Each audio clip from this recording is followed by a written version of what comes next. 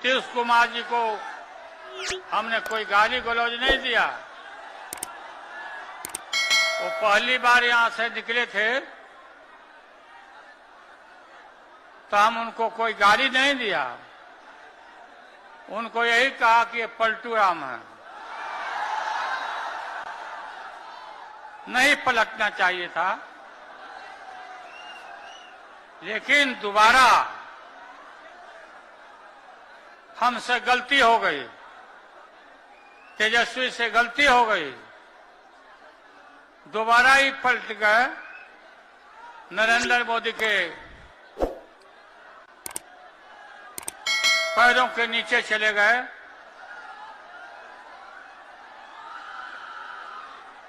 हम देखते हैं कि ये टेलीफोन में एक से एक डांसर बनाता है, कोई माला जावा कर रहा है, कोई कुछ। नीतीश कुमार को शर्म नहीं आती है ये देख करके क्या?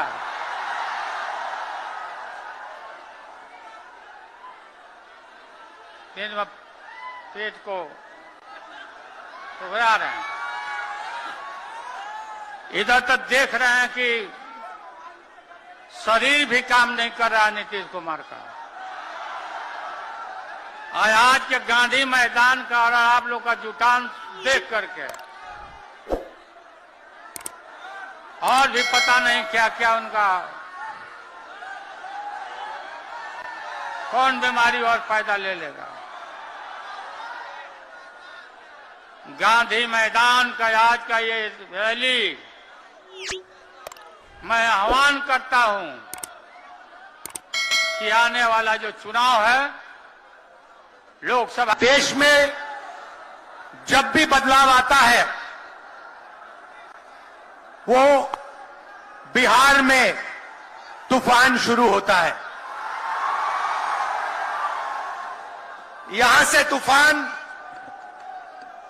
बाकी प्रदेशों में जाता है। ये बिहार जो है देश की राजनीति का नर्व सेंटर है, यहां से ही शुरुआत होती है।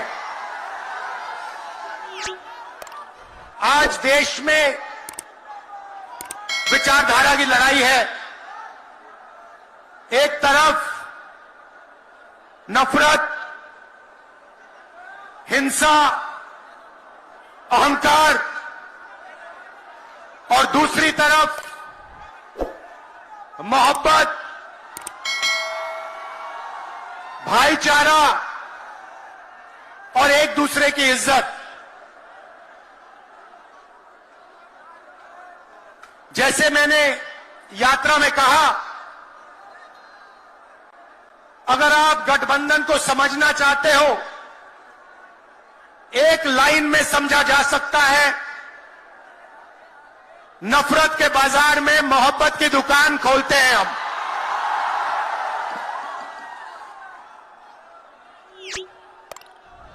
इस देश में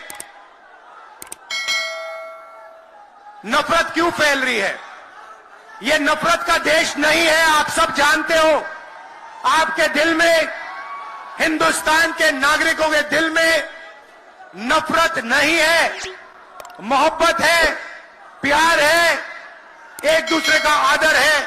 तो सवाल उठता है कि इस देश में नफरत क्यों फैल रही है? भाई और बहनों, नफरत का सबसे बड़ा कारण देश में अन्याय है। अन्याय, युवाओं के खिलाफ अन्याय, आप सबके खिलाफ अन्याय, किसानों के खिलाफ अन्याय, सामाजिक अन्याय, आर्थिक अन्याय। प्रधानमंत्री जी 2-3 बड़े अरबपतियों के लिए काम करते हैं, 2-3 लोगों के लिए काम करते हैं। उनका 16 लाख करोड़ रुपया प्रधानमंत्री ने पिछले 10 सालों में माफ किया है। मैं आपसे पूछना चाहता हूं, उन्होंने हिंदुस्तान के किसान का कितना कर्जा माफ किया? हिंदुस्तान के मजदूरों का कितना कर्जा माफ किया? इसीलिए देश में नफरत फैल रही है। 40 साल से सबसे ज्यादा बेरोजगारी आज हिंदुस्तान में है। क्यों? क्योंकि बीजेपी ने छोटे व्यापारियों को, किसानों को, स्मॉल और मीडियम वाले बिजनेसेस को नष्ट कर दिया है। एक तरफ नोटबंदी की, दूसरी तरफ जीएसटी लागू की। नतीजा यह हुआ, जो लोग इस देश को रोजगार देते हैं, छोटे बिजनेस वाले, स्मॉल और मीडियम बिजनेस वाले, उन सब का काम बंद हो गया। जहां भी देखो बड़े बड़े उद्योगपतियों की मोनोपोली बन रही है। एक उद्योगपति के हाथ में हिंदुस्तान के सारे पोर्ट, एयरपोर्ट, इंफ्रास्ट्रक्चर, डिफेंस की इंडस्ट्री, सारी की सारी नरेंद्र मोदी जी ने एक उद्योगपति को पकड़ा दी। आप लोगों के लिए इस देश में कुछ नहीं बचा है। मैं आपसे सवाल पूछना चाहता हूं, इस देश में पिछड़ी जात के कितने लोग हैं? कितनी आबादी है पिछड़ी जात की? 50%। 50%। दलितों की कितनी आबादी है? 15%।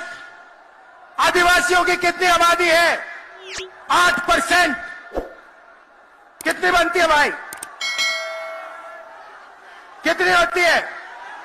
73% अब देखिए, 73% में से हिंदुस्तान की सबसे बड़ी कंपनियों में उनकी मालिकों की लिस्ट निकालिए, आपको एक व्यक्ति नहीं मिलेगा 73% वाला।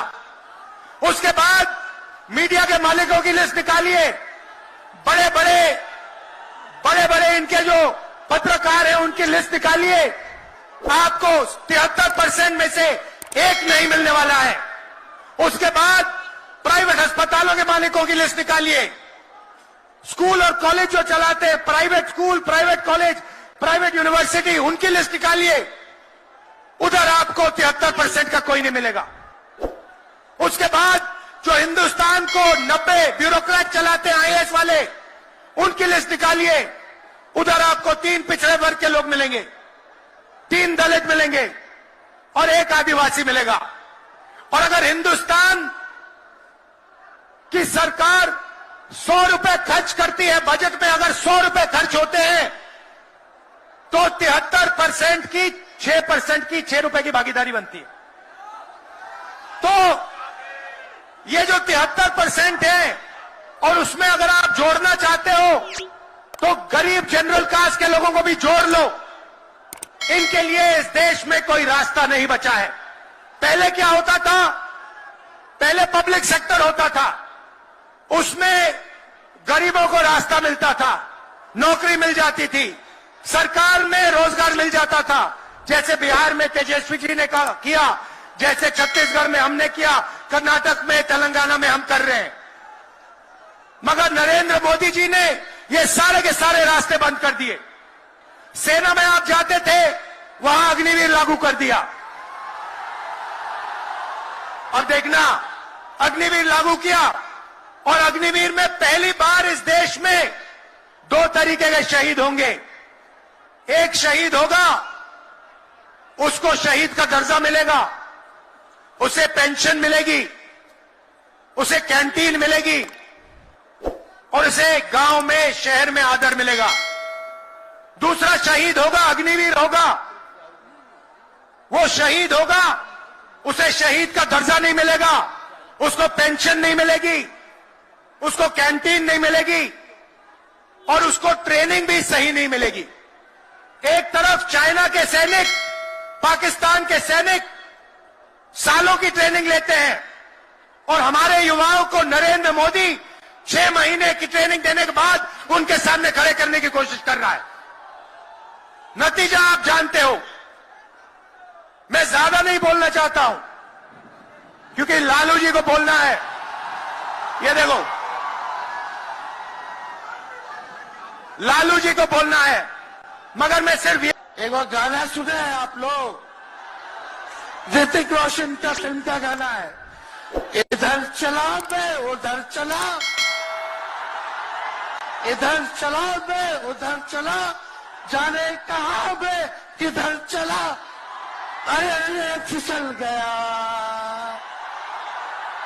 अरे चाचा जी चलिए आप बुजुर्ग हैं, आप तो यहीं से हाथ जोड़ के प्रणाम, लेकिन एक बात तय है, जदयू 2024 में खत्म हो जाएगी, ये मेरा कहना है।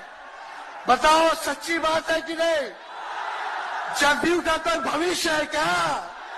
कोई भविष्य नहीं है। आप इधर चलिए उधर चलिए, अब आपका कुछ बचबे नहीं करेगा तो आप फिसल जाओगे, कहीं के नहीं रहोगे।